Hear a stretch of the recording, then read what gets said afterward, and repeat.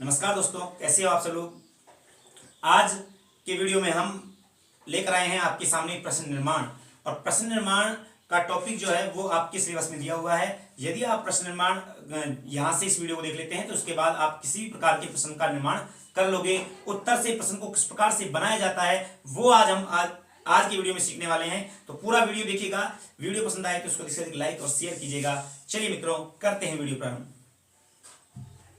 देखिए मित्रों, प्रश्न निर्माण, प्रश्न जब बनवाया जाता है एग्जाम में तो आपके सामने वो क्या करता है कि किसी भी शब्द को वो अंडरलाइन करके देगा या बोल्ड करके देगा, गहरे अक्षरों में देगा।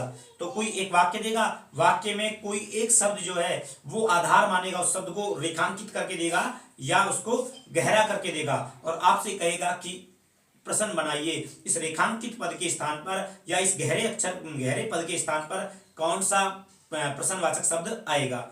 तो आपको क्या करना है कि बस यही काम करना है। प्रश्न बनाते समय आपको कुछ नहीं करना है। आपको प्रश्न बनाने के लिए बस यही बात ध्यान रखना है कि वाक्य में दिए गए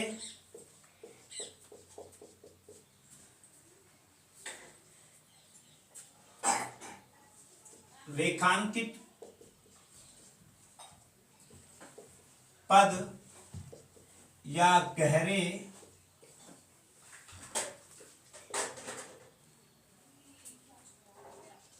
पद को हटाकर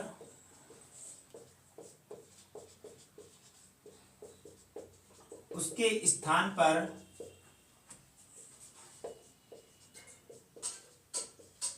किम शब्द का रूप लिख देंगे। ठीक है, तो ध्यान ये रखना है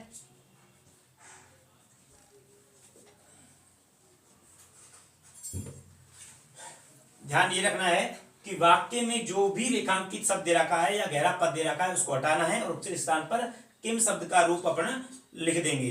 ठीक है, लेकिन किम शब्द का कौन सा वाला रूप आएगा तो ये अपन को देखना है कि जो भी रेखांकित पद दिया हुआ है वो जिस लिंग विभक्ति वचन का है उसी लिंग विभक्ति वचन का किम शब्द का रूप आएगा।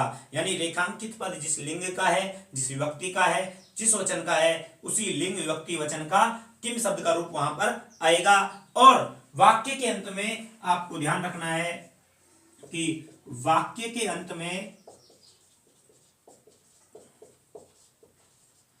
प्रश्नवाचक चिन्ह क्या होता है। प्रश्नवाचक चिन्ह, ये प्रश्नवाचक चिन्ह लगा देंगे।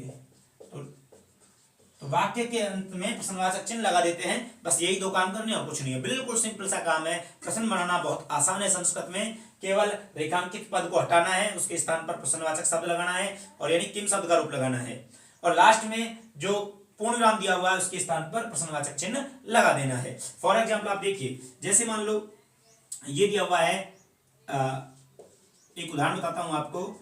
जैसे ये दिया हुआ है कि से रामस्य भ्राता अस्ति, ये वाक्य है, उसने रामस्य को अंडरलाइन कर दिया है। ठीक है, अब आपसे कहेगा कि प्रश्न बनाओ। तो ये रेखांकित क्या है, रामस्य। अब आपको जो रेखांकित पद है ना इसको हटाना है, इसके स्थान पर किम शब्द का रूप लगाना है। तो क्या लगाएंगे भाई, रामस्य में राम मूल शब्द है, राम कौन सा लिंग है, पुल्लिंग, तो किम शब्द का भी पुल्लिंग रूप आएगा। रामस्य में राम की षष्ठी विभक्ति एक वचन दिया हुआ है, तो षष्ठी विभक्ति एक वचन, किम शब्द का पुल्लिंग में षष्ठी विभक्ति एक वचन लगाना है, तो वो होगा कस्य। क्या होगा, कस्य। ठीक है, तो रामस्य के स्थान पर क्या आ जाएगा, कस्य। और बस सेम ऐसा कैसे उतार देंगे, इससे कस्य भ्राता अस्ति। ठीक है, और लास्ट में जो पूर्ण विराम दिया हुआ है इसके स्थान पर प्रश्न चिन्ह। बस इस प्रकार से प्रश्न बनाया जाता है। बहुत आसान सा काम है कि रेखांकित पद या जो बोल्ड अक्षर है उसके स्थान पर आपको प्रश्नवाचक शब्द लगाना है और प्रश्नवाचक शब्द वही आएगा जो कि रेखांकित पद है। रेखांकित पद जो है उसमें जो लिंग विभक्ति वचन दिया हुआ है उसी लिंग विभक्ति वचन का किम शब्द का रूप लगाया जाएगा। ठीक है, आप इसका स्क्रीनशॉट ले लीजिए। अब आगे देखिए मित्रों, उस तरीके के अलावा कुछ और स्थान है जहां पर भी कुछ प्रश्नवाचक शब्द अलग से लगाए जाते हैं, वो भी आप देख लीजिए।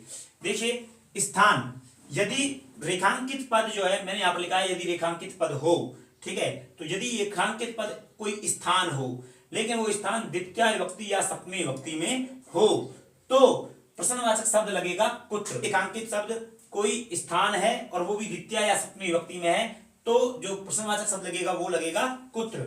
जैसे फॉर एग्जांपल अपनी ये कह देते हैं कि से या राम है, कुछ भी आप कह सकते हो कि से जयपुरम गच्छति, वह जयपुर जाता है, ठीक है। तो ये जयपुर को अंडरलाइन कर रखा है। जयपुर क्या है? स्थान, और वो भी द्वितीय विभक्ति में दिया हुआ है तो इस जयपुर के स्थान पर क्या आएगा?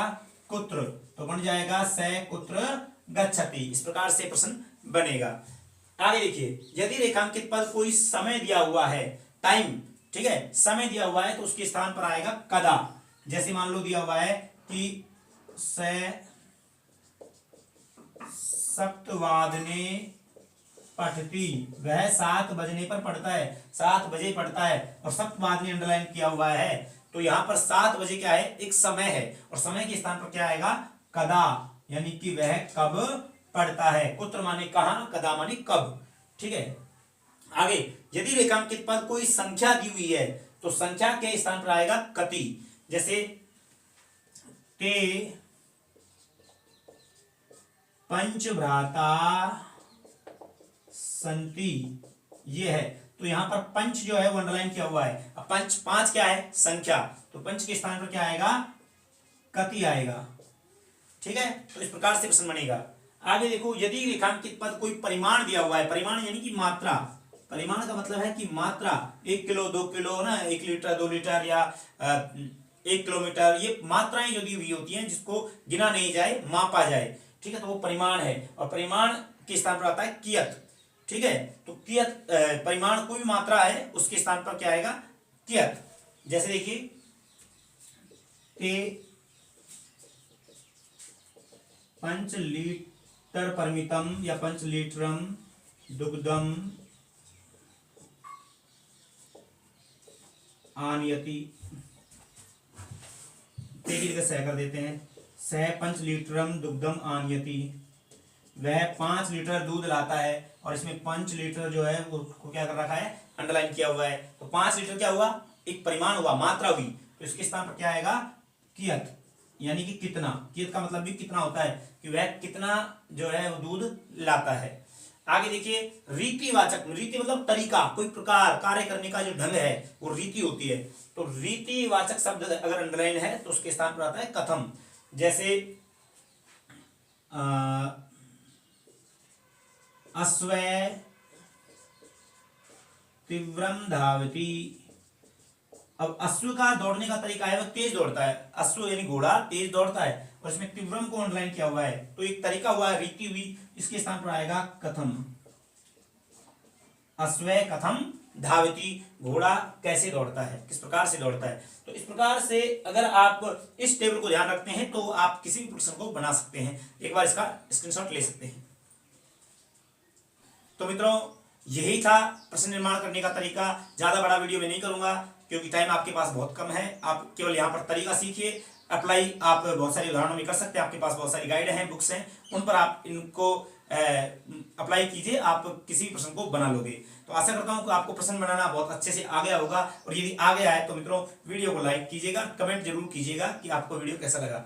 तो मिलते हैं कल के वीडियो में, नेक्स्ट वीडियो धमाकेदार वीडियो के साथ। तब तक के लिए जय हिंद, जय भारत।